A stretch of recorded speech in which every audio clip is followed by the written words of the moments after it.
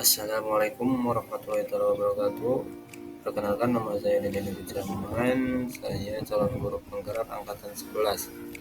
Instansi saya yaitu di SDN Cipulu 1, Kecamatan Cikijing, Kabupaten Majalengka. Di sini pada modul 1.1H akan menerangkan atau akan menyampaikan tentang demonstrasi kontekstual sesuai filosofi Ki Hajar Dewantara.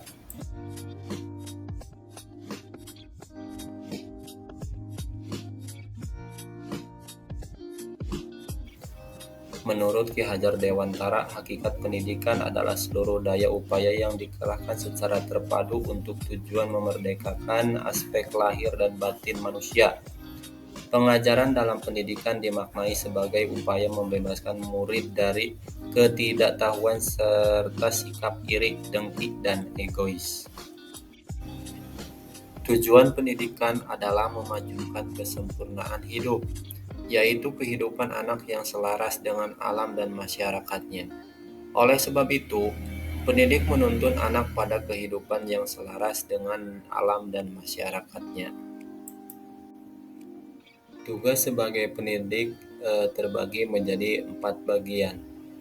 Yang pertama, penerapan gagasan sesuai dengan pemikiran Ki Hajar Dewantara. Yang kedua, alasan yang kontekstual penerapan gagasan sesuai dengan pemikiran Ki Hajar Dewantara. Yang ketiga, hasil penerapan gagasan terkait pemikiran Ki Hajar Dewantara secara kontekstual. Yang keempat, tantangan dan solusi penerapan pemikiran Ki Hajar Dewantara sesuai dengan konteks kelas dan sekolah. Pendidikan yang berpihak pada murid, menurut Ki Hajar Dewantara, terbagi menjadi 8 bagian. Yang pertama, mendidik yang bersumber pada trilogi pendidikan. Yang kedua, pendidikan yang berasaskan trikon. 3. Tripusat pendidikan sebagai sumber belajar. Keempat, pendidikan yang menuntun anak pada kodratnya. 5. Pendidikan berpusat pada murid. Yang keenam, pendidikan budi pekerti. 7. Mendidik diibaratkan seperti menanam padi. 8. Belajar sambil bermain. Itulah ke-8 pendidikan yang berpihak pada murid yang akan dibahas secara menyeluruh. Yang pertama, mendidik yang bersumber pada trilogi pendidikan. Ki Hajar Dewantara mencetuskan trilogi pendidikan yang sangat menginspirasi, yaitu Ing Ngarso Suntulodo, artinya di depan memberi teladan. Ing Madya Mangun Karso, artinya di tengah membangun semangat atau kemauan. Dan Tutwuri Handayani, di belakang memberi dorongan. Sebagai pendidik, kita harus mampu menerapkannya ke dalam proses pembelajaran yang berpihak pada murid. 2. Pendidikan yang berasaskan trikon. Filosofi Ki Hajar Dewantara yang menetapkan asas trikon, yaitu yang pertama ada kontinuitas, artinya tidak melupakan akar nilai budaya. Yang kedua ada konvergensi, artinya pendidikan harus memanusiakan manusia. Dan yang ketiga konsentris, pendidikan harus menghargai keberagaman dan memerdekakan murid harus kita terapkan. Sebagai pendidik, kita harus mengutamakan kemerdekaan dalam belajar. Murid merdeka dalam melakukan pembelajaran sesuai dengan kodrat yang dimilikinya. Ada kodrat alam dan kodrat zaman. 3. Tripusat pendidikan sebagai sumber belajar.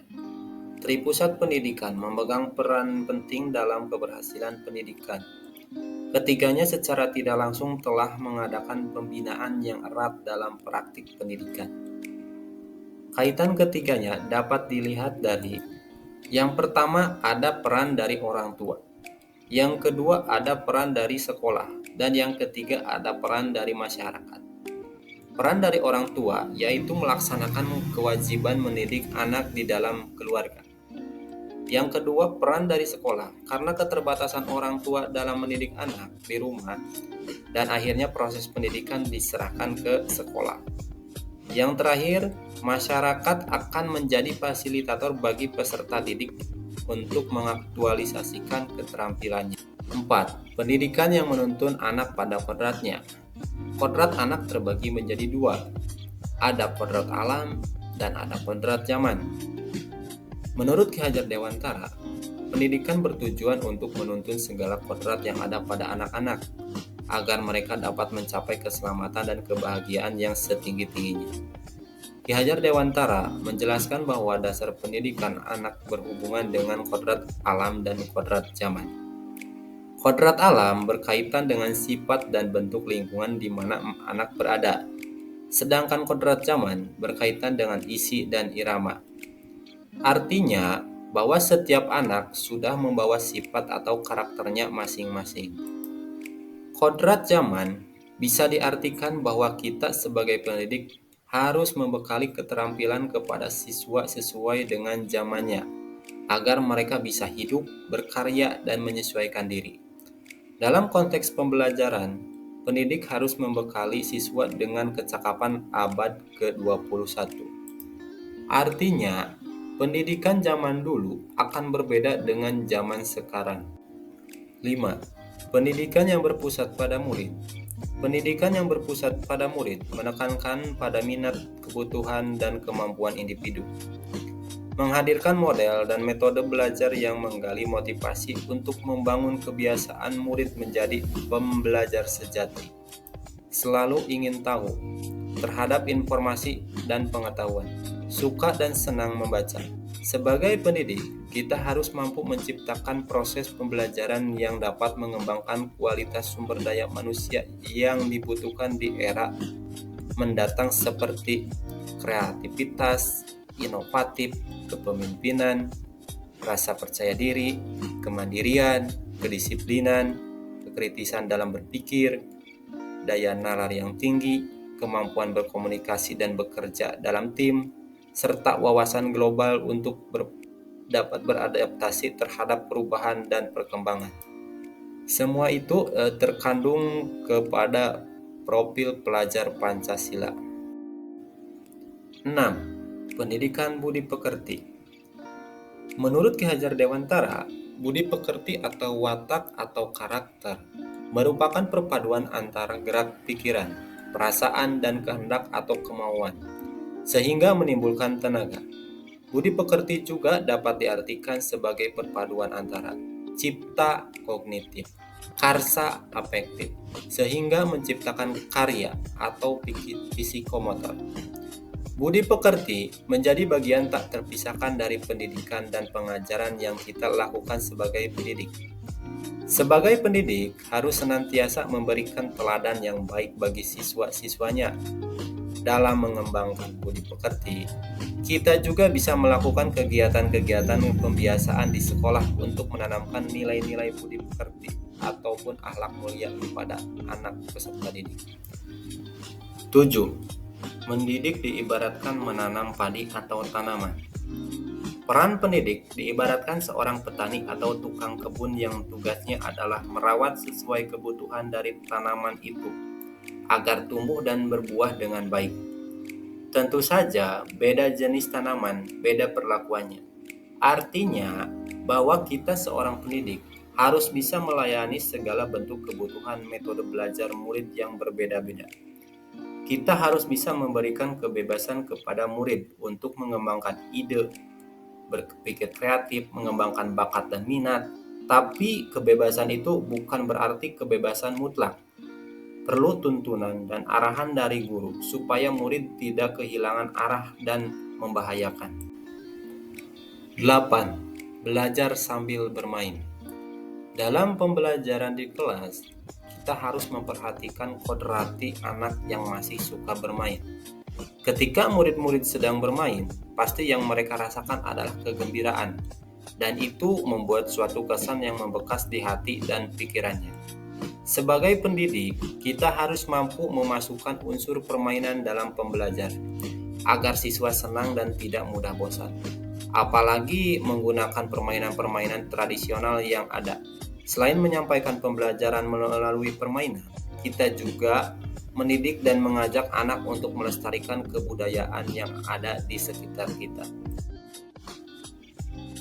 Alasan yang kontekstual mengenai penerapan ide atau gagasan sesuai dengan pemikiran Ki Hajar Dewantara.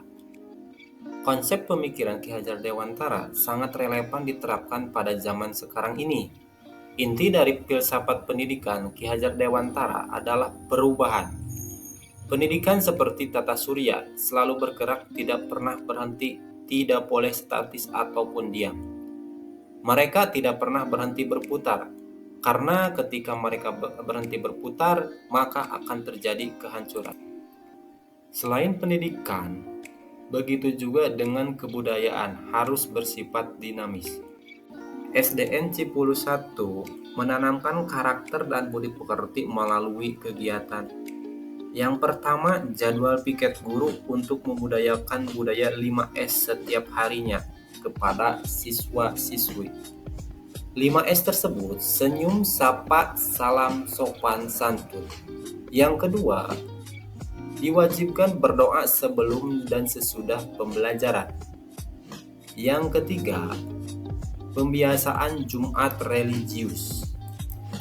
Yang keempat, pembiasaan harian murid untuk kebersihan ruang kelas dan sekitarnya.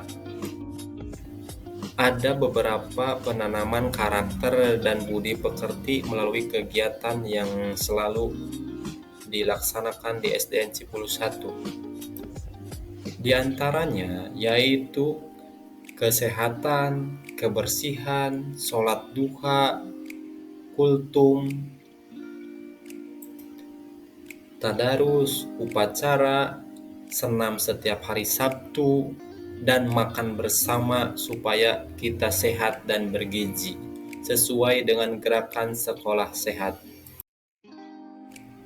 Adapun tantangan dan solusi penerapan pemikiran Ki Hajar Dewantara sesuai dengan konteks kelas dan sekolah. Dalam tantangan pendidik, yaitu melaksanakan pembelajaran sesuai dengan kodrat alam dan kodrat zaman, dan menjadi teladan, penyemangat, dan pendorong untuk murid.